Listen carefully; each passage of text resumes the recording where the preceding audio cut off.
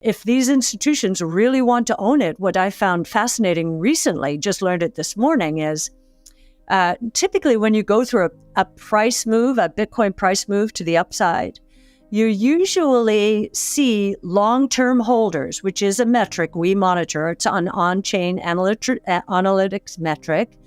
And it means people who have not moved, or wallets that have not moved their Bitcoin in 155 days or more.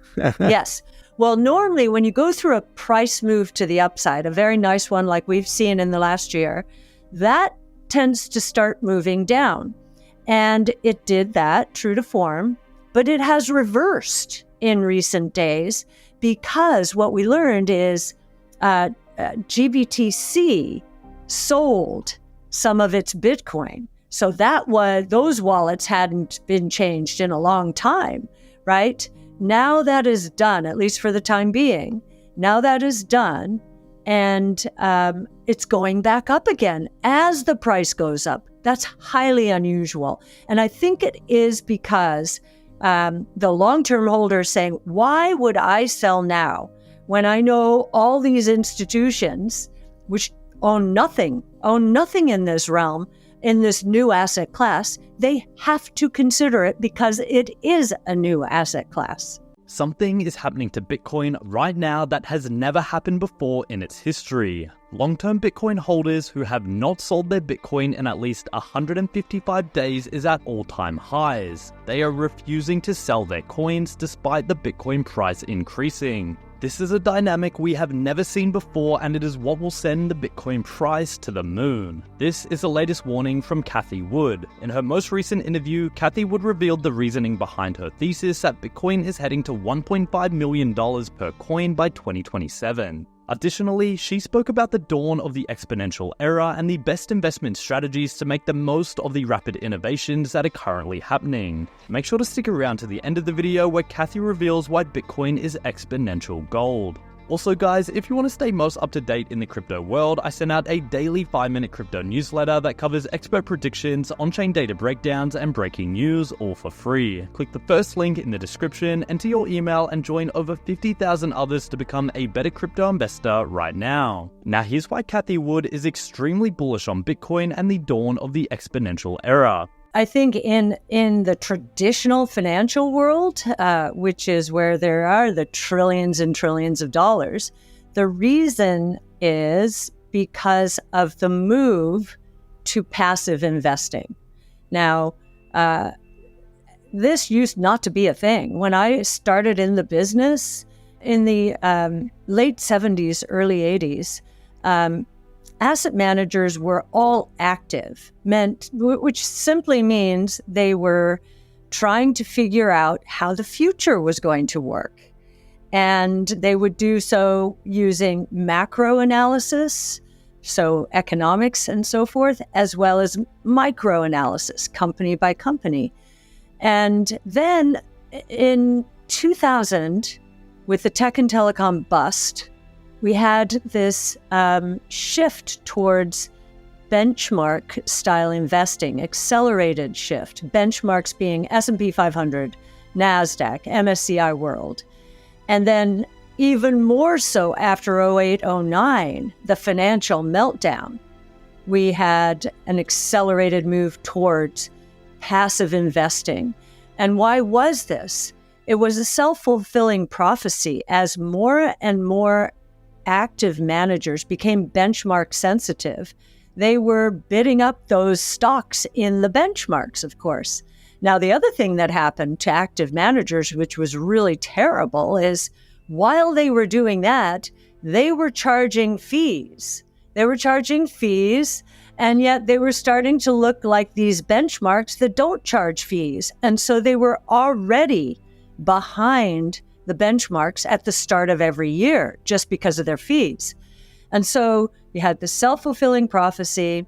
And now what we have is, I think it's almost 75%, definitely north of 50% of all assets under management are in the passive style, which means they simply mimic a benchmark. I believe this is the most massive misallocation of capital in history, because there is no, I can't tell you how many conferences I've gone to in the ETF world, which is mostly passive, where it's starting to turn active, but how many ETF conferences I'll go and I'll see there are no Bloomberg machines, no broadcasts, CNBC or Bloomberg or Fox Business News, nothing. Guess what? They don't care what's in the index. All they care about is how closely the index tracks the S&P or the NASDAQ. So there's a loss of brain power in the industry. And I think there's one of the things that I say is here you have the best and the brightest coming out of the elite schools into our business. And I think I'm sure I'm going to be criticized for saying this, but I think we lose their brains to this quant way of looking at the world, which slices and dices indexes. Indexes are at the heart of all the quant analysis. In the financial world, exponential, that concept, the last time investors heard it was during the tech and telecom bubble. And for them, that ended badly. Now they just don't believe it. They don't believe it's possible to sustain growth rates at 15, 20, 25% plus per year. But what we think is going to happen is not exponential growth, but super exponential growth as we get the convergence between and among technologies out there. We think in the next 5 to 10 years, you will not recognize the world as we know it today. And we just put on something called Big Ideas Summit here in St. Petersburg, Florida.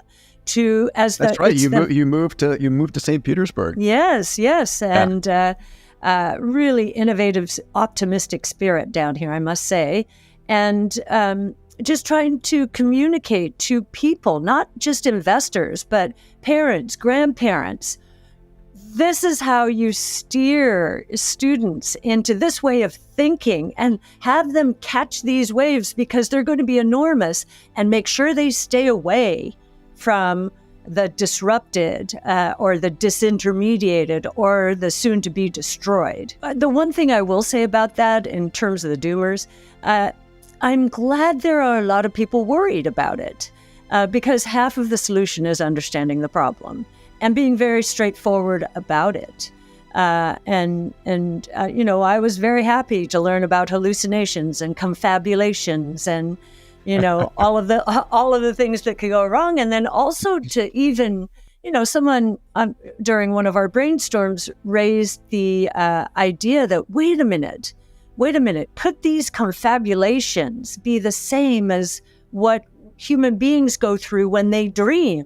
Could this be channeled into something very interesting? Let's not denigrate it. Let's think about it. Let's maybe harness it. So when people denigrate technology as creating the great divide, I just ask them, okay, do you think the cell phone bringing the world together hurt people at the lower end? No, it helped them enormously. I remember when I lived in Ireland, which I did as a child, I remember how important, learning about the rest of the world was. There weren't any TVs in the households when I lived there. That was a long time ago, and it was a very rural part of Ireland.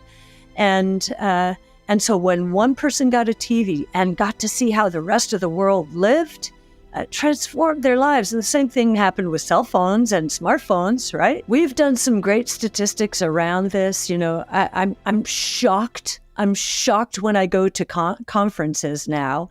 And if they're on the conservative side of things, I'm seeing this anti-EV vehicle, but you present anyone with these facts and you understand why this is going to take off. So this is a measure of safety. How many miles between accidents for the average car on the road? Don't know. Now, this is on surface street driving, not highway. Okay, so surface street, the hardest, 190,000 miles on average. Okay. Yep. In a Tesla without FSD, that number is roughly 600,000 miles. In a Tesla with FSD, it is 3.2 million miles. Wow.